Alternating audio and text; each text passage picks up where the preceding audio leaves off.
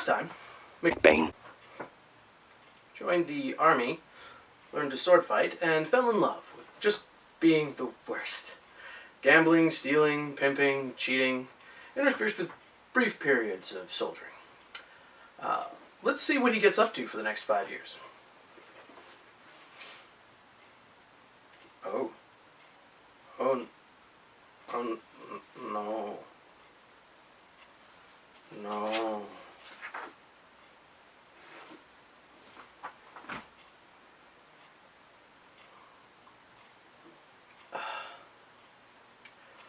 Here we go. First off, the march to Cork. McBane Issued a guard by his superiors because they were afraid that he would desert. Much to their surprise, his guards deserted, and McBane decided, nah, screw it, I'm going to Holland. The regiment that McBane is with goes to Burban, where he meets the young sergeant that he killed in a duel. Hang on, didn't I kill you? Almost, says the sergeant. And in order to celebrate McBane his ineptitude at murder, the two of them hold hands and go drinking. Shortly thereafter, he sets up a new school in Burban. He has 24 fights on account of people doing mischief to him.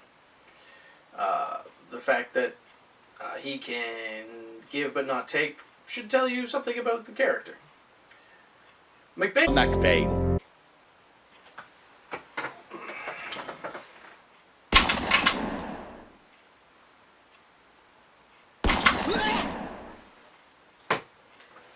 Editors. McBane gets really excited when he finds that 4 good swordsmen in the town control all of the women, gaming, Wheel of Fortune, and legerdemain, by which they got vast money. I resolved to have a share for that gain. So clearly he'll go and have a lovely conversation and explain why he should be a part of their organization in a calm and logical manner. I'm just kidding. He sword fights them all. He fights them one at a time, beating the first 3 of them quite easily. The 4th one, however, is a lefty. And so they resolve to have a fight on the ramparts of the city. After checking each other over for guns, they begin. McBane does pretty well. He's really is quite the swordsman. That is until his opponent reaches up and pulls a gun out of his hat. Hema tip. Always check the hat. Unfortunately for him, he shoots McBane harmlessly through the cravat. McBane does not run this time, because he thought he'd been fatally shot. So instead, he chases his opponent down and stabs him in the butt. Then he runs home. Afterwards, the 5 of them get together and resolve their differences. For his trouble, McBane is given a brace of whores and 2 petticoons a week, which, along with his school, lets him live quite well for the winter. After going on campaign for a little while, he returns to find that one of his mistresses has married a tailor and therefore has quit. He tells her that, married or not, she owes him a gold coin a week because McBane is... Let's check in with the boys at the lab.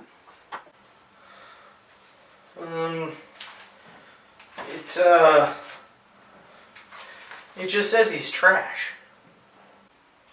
Yeah, that's what I thought. Her and her husband agree to provide the 1 gold a week and then disappear within the month.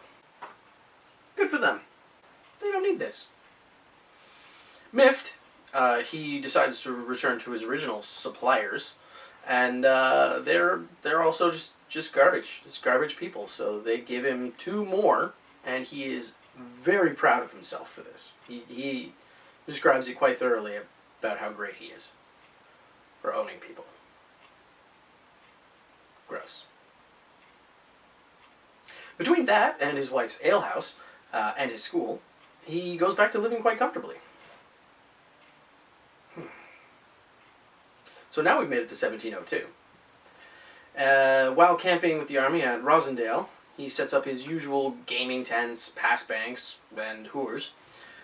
and proceeds to immediately complain that protecting them is just the worst. It's such a difficult, hard life he has. Also, apparently he meets a Sasquatch man in the woods of Orleans. 8 feet tall, rending clothes and flesh with his bare hands and his sharp nails. Maybe he lived, maybe he died. McBane doesn't know. He just sort of wants you to know that he thought that was neat. Neat! Shortly thereafter, he engages with a battle with the French on the way to Nijmegen, where he's shot by a cannonball through the cape and the gun, leaving him entirely unharmed. Luck. The French capture all of the army's baggage and wives. Since all of his stuff, and also his wife, though he doesn't super seem to care, was captured, he asks his captain for 8 crowns in order to get a barrel of beer and get his operation running again. Side note, his wife does make it back fine. So he takes this 8 crowns, and he immediately loses it in a card game on the way to the beersman. Like on the road into town. He doesn't even make it to town before he loses this 8 gold coins. Obviously upset with himself, he looks inward, notices a pattern of destructive behavior, and vows to change his ways going forward. I'm kidding. He draws swords on the guy who fleeced him, steals 60 crowns from him, and winds up fighting 7 people at once with a spadroon and a stick. I resolved to die rather than part with the crowns. Like, they're not yours, man? You just stole them? I don't know. Maybe I don't understand 18th century thinking. Maybe I just don't understand early 18th century card games. Maybe card games were much more violent back then. Someone will tell me in the comments. So, obviously, he doesn't die. Instead, he makes it back in order to be berated by his wife because I guess McBane's life is a sitcom. McBane. Fridays at 7.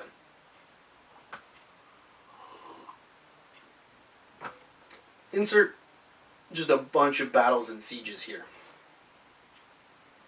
It's a whole bunch. While at camp near Marche, he acquires a hog. I'll give you 3 guesses how he acquires it. On his way back to his tent with his spoils, he encounters 2 Hollanders who want half of it, because what are you going to do with a whole hog? So he agrees to negotiate calmly and rationally, but I'm not even going to do this bit. You know what's going to happen. I resolved to die ere I would quit my howl, which I'm guessing is sow. Or hog. We're just going to go with hog. I resolved to die ere I would quit my hog.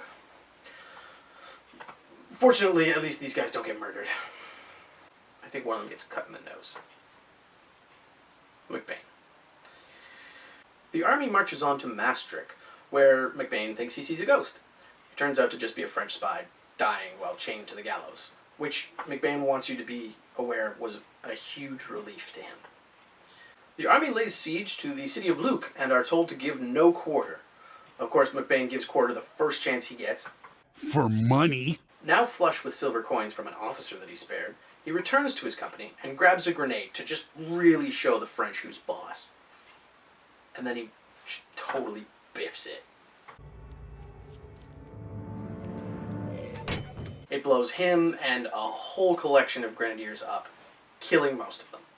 He survives with only minimal major burns to his entire body. The surgeons triage him into the let's not waste our resources pile. But his loving wife, who, let's face it, is the real hero of the McBane story, tends to him and ships him off to a cloister when he's stable. There, he's carefully nursed back to health with liberal application of the most advanced medical technology available. Oil and milk. And then later broth and wine. After a month or so, he was able to return to the garrison, and he received pay for the entire time he was dying because his boss was not a monster. Looking at you, Bezos. Now fully recovered, he reclaims his business, compares his prostitutes to milk cows, and returns to being a just fully awful human being full-time. 1703 sees more campaigning, more sieging, And, of course, more pip. McBane scams a priest out of all of his money, using the very same card game he was scammed with not 1 year ago. The next day, the army begins its march to St. Troy, during which McBane oversleeps so powerfully that his friends and captains leave him for dead.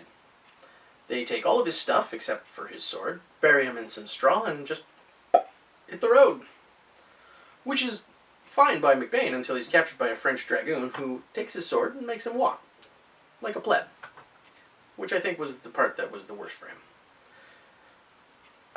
Cleverly, when the dragoon stops to take a leak, McBane steals his horse, and the dragoon, with his pants still around his ankles, shoots him, grazing his head, and he just sort of fucks off back to camp with a brand new horse. Back to camp means back to business, and in his own words, McBane got plenty of money, but made bad use of it. Hashtag relatable. Hashtag the money troubles part. Hashtag not the being a pimp part.